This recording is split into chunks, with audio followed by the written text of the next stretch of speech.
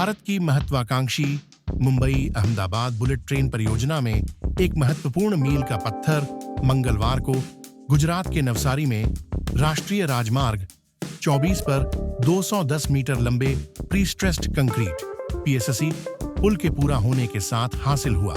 यह उपलब्धि भारत के पहले हाई स्पीड रेल कॉरिडोर के निर्माण में एक महत्वपूर्ण कदम है, जिसे महाराष्ट्र में मुंबई को गुजरात के अहमदाबाद से जोड़ने के लिए डिजाइन किया गया है, जिससे इस क्षेत्र में बेहतर कनेक्टिविटी और अत्याधुनिक बुनियादी ढांचा उपलब्ध होगा।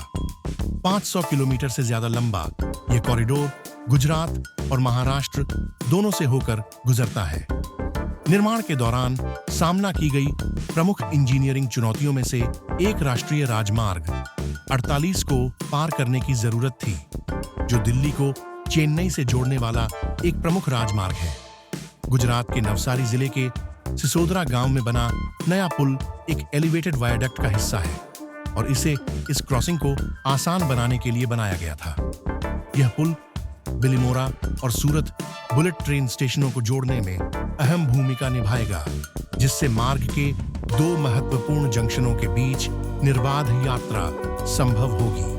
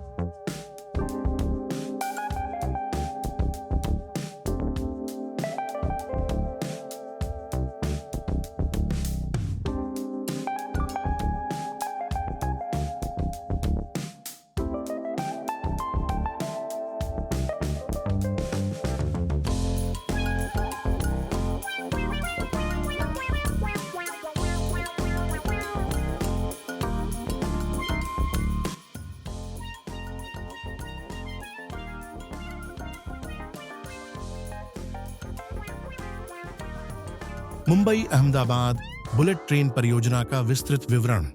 मुंबई अहमदाबाद बुलेट ट्रेन परियोजना, जिसे राष्ट्रीय उच्च गति rail corridor national high speed rail corridor के नाम से भी जाना जाता है, भारत की पहली हाई स्पीड रेल परियोजना है।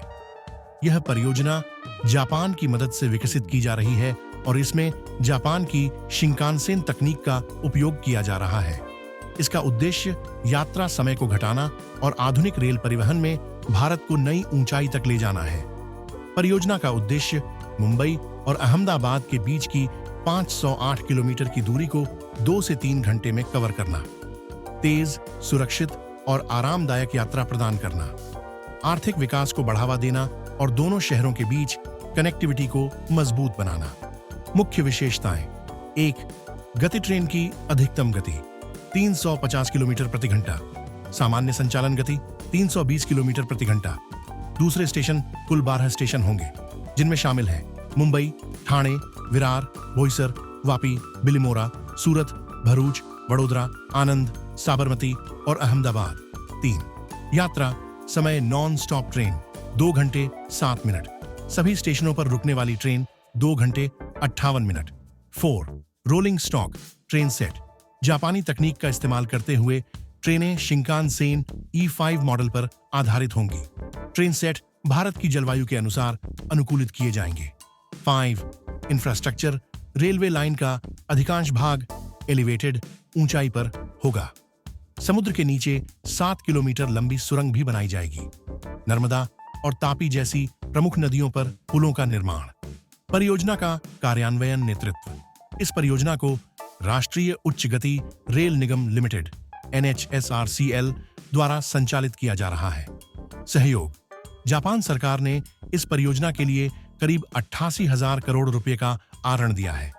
आरण की ब्याज दर मात्र 0.1% है और इसे 50 वर्षों में चुकाना है। जापान की Japan international cooperation agency JICA तकनीकी और वित्तीय सहायता प्रदान कर रही है।